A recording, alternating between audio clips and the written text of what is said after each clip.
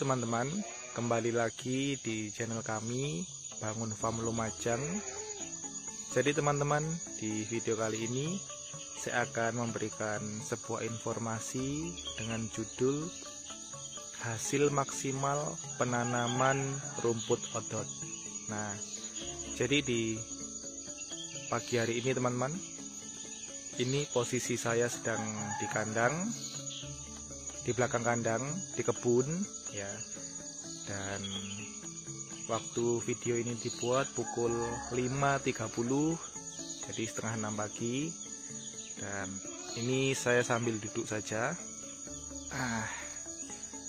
Jadi teman-teman, saya akan menunjukkan. Nah, ini teman-teman, ini adalah rumput odot. Rumput odot yang baru saja dipanen dan usianya baru 1 minggu, tetapi sudah lebat seperti ini, tumbuhnya seperti ini teman-teman. Ini baru 1 minggu dipanen ya teman-teman. Nah, ini 1 minggu dipanen sudah seperti ini. Nah, jadi ada 4 faktor yang menurut saya paling penting agar 1 minggu itu bisa seperti ini teman-teman. Dan nanti ketika sudah usia 1 bulan, dia akan lebat sekali ya, dan hasilnya juga maksimal dalam kita menanam bang-bakan rumput odot. Nah, oke, jadi langsung saja saya akan membahas 4 faktor yang membuat hasil rumput odot bisa tumbuh dengan maksimal. Jadi teman-teman, yang pertama itu adalah tanah. Nah, jadi tanah itu adalah faktor utama yang menjadikan rumput odot itu bisa tumbuh dengan subur, dengan maksimal ya, karena ya memang ditanam di tanah, maka tanah sebagai media utama itu juga harus subur. Nah, jadi perawatan pertama pada rumput odot itu teman-teman bisa lakukan pemupukan awal sebelum ditanami bibit rumput odot. Setelah itu teman-teman baru bisa menanam ya. Jadi lakukan perawatan dulu terhadap tanah. Misalnya tanahnya teman-teman di kebunnya teman-teman itu kelihatan kurang subur, teman-teman bisa melakukan perawatan dengan menambahkan pupuk dan juga mungkin kapur dolomit agar pH tanah bisa netral. Nah, kalau teman-teman tidak punya kapur dolomit misalnya gitu ya, penggantinya itu biasanya dengan abu bekas bakaran. Nah, itu bisa teman-teman. Jadi di tempat kami juga pakai abu bekas bakaran, itu diratakan, porsinya nggak usah terlalu banyak, diratakan saja di tanah, terus habis itu dicangkul-cangkul, kemudian beberapa hari kemudian baru diberikan bibit rumput odot, ditanam bibit rumput odot. Nah, kebetulan juga di kebun saya ini termasuk subur karena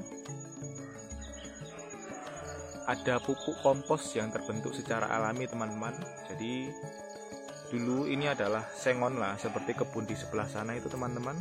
Ini full sengon dulu sebelum ditanami rumput odot. Jadi banyak daun-daun berguguran yang akhirnya membentuk kompos secara alami.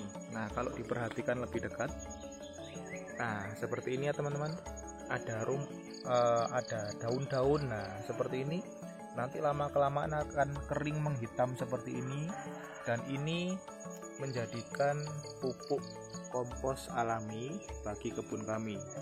Itu yang pertama. Jadi perawatan tanah itu faktor yang paling penting untuk kesuburan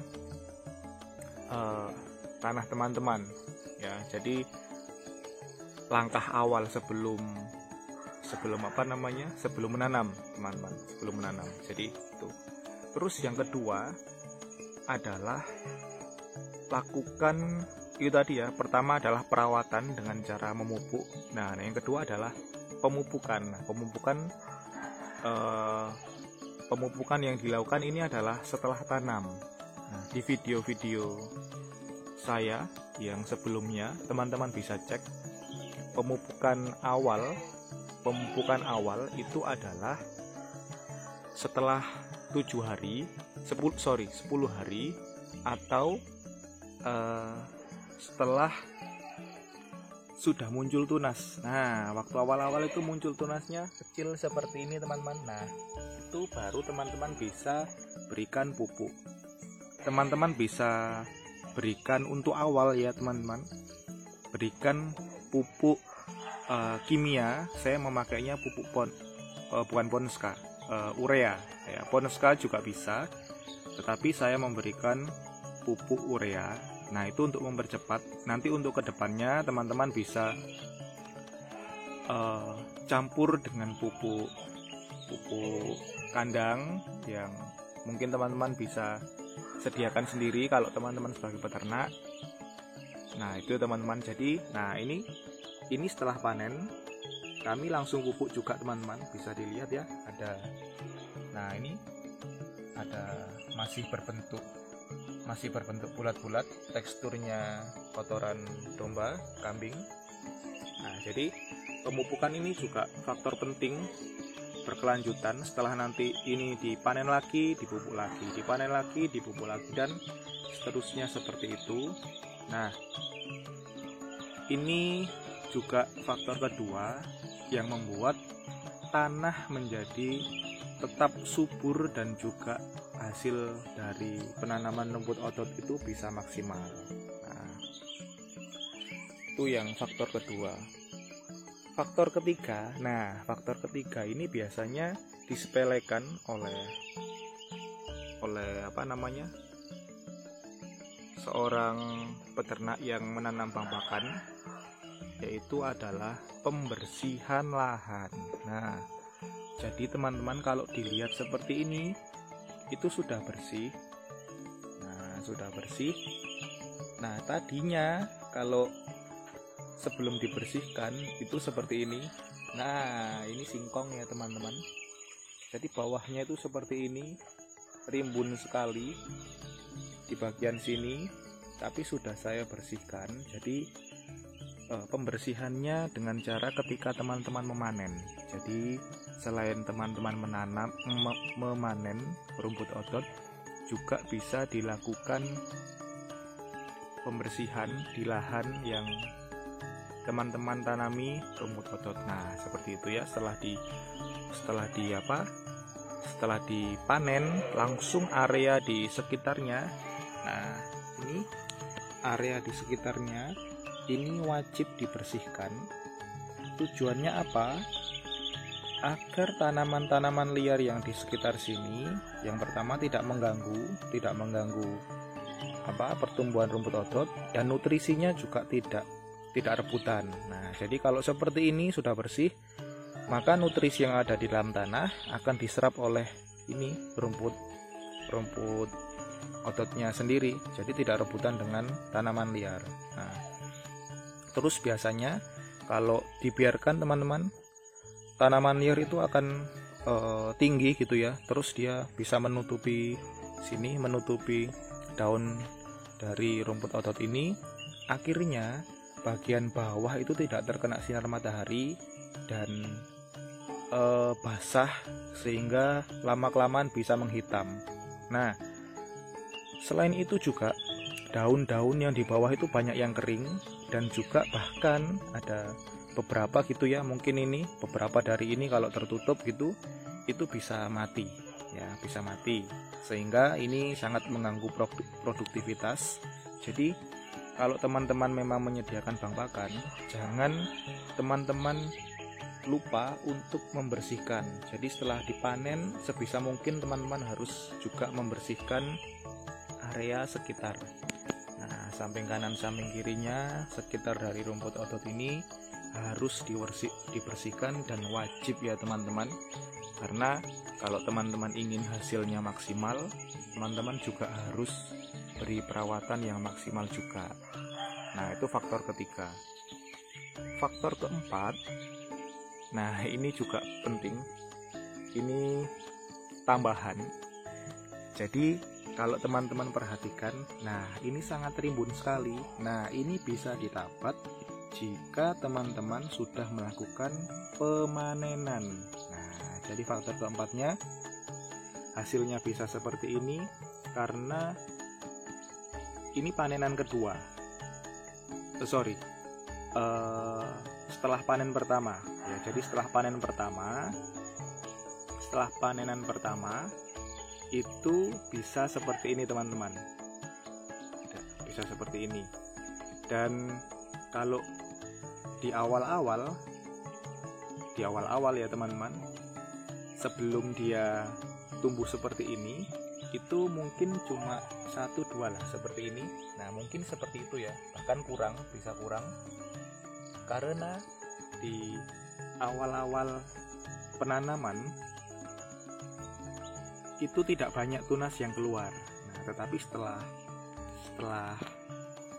dipanen gitu ya teman-teman, maka satu batang yang keluar itu, satu batang yang dipanen di bagian samping-sampingnya itu, maka muncul tunas-tunas baru, biasanya 2, 3, sampai 4 gitu ya.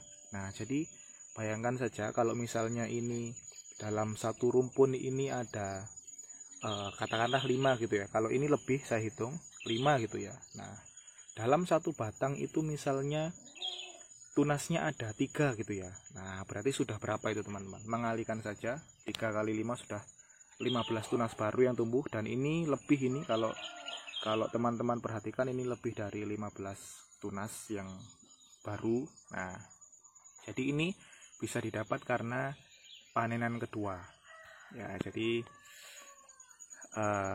hasilnya bisa rimbun seperti ini. Nanti setelah dipanen lagi, ini hasilnya tambah lebat lagi teman-teman. Nah, jadi semakin lama rumput odot ini, asalkan perawatannya benar, maka hasilnya juga pasti rimbun dan maksimal. Nah, teman-teman, ada satu bonus lagi. Kenapa bisa seperti ini? Adalah jika teman-teman memanen, usahakan bagian bawah ya, sampai ke bagian bawah. Jadi biasanya kalau panen itu ada yang menyisakan sampai segini ya, menyisakan segini batangnya. Nah, jangan sampai disisakan, tetapi pangkas habis sampai ke bawah ya. Nah, ini ya, ini kalau dia dipangkas habis, maka ini akan tumbuh 1, 2, 3, 4 ya, 4 tunas yang muncul dari tanah langsung. Tapi kalau tidak dipangkas ya, misalnya disisakan segini ya teman-teman, jadi tidak dipangkas habis, maka dia akan muncul di batang bagian atas. Nah, biasanya kalau muncul di bagian atas batang itu dia kecil, tidak gemuk-gemuk seperti ini ya hasilnya. Dia kecil-kecil kurus gitu. Dan juga nanti ketika dia sudah tinggi gitu ya, mungkin sudah tinggi segini, itu kemungkinan robohnya itu besar, karena dia tidak langsung dari tanah. Jadi tidak ada akar yang keluar di tunas baru tersebut yang masuk ke tanah. Nah, jadi dia mengandalkan batang yang lama. Akhirnya kemungkinan robohnya itu tinggi teman-teman. Nah, itu. Jadi teman-teman, itu adalah faktor ya, 4 faktor dan juga bonus 1 tadi. Kenapa hasilnya bisa maksimal rimbun seperti ini? Nah, jadi itu adalah faktor-faktor yang saya praktekkan di kebun saya sendiri. Jadi bagi teman-teman yang menanam rumput odot, ini wajib menjadi informasi yang teman-teman harus tahu. Nah, ini ada tumpukan, ini adalah tumpukan sampah-sampah yang ini di sini. tanaman liar yang ada di sekitar sini sudah dibersihkan dan saya tumpuk di sini. Nah, itu tidak ada di bawahnya, ini tidak ada tanaman, jadi aman. Nanti lama-lama itu kering dan biarkan saja, itu bisa menjadi pupuk kompos alami. Nah, seperti itu. Bagian tengah itu juga sama. Nah, ini. Nah, nanti teman-teman bisa lihat hasilnya akan seperti yang di bagian utara sana. Nah, oke teman-teman, saya kira informasi di pagi hari ini cukup sekian, dan semoga tetap bermanfaat channel kami. Dan teman-teman, bagi yang baru mampir di channel kami, jangan lupa untuk subscribe ke channel kami agar teman-teman tidak ketinggalan semua informasi yang berkaitan dengan dunia peternakan.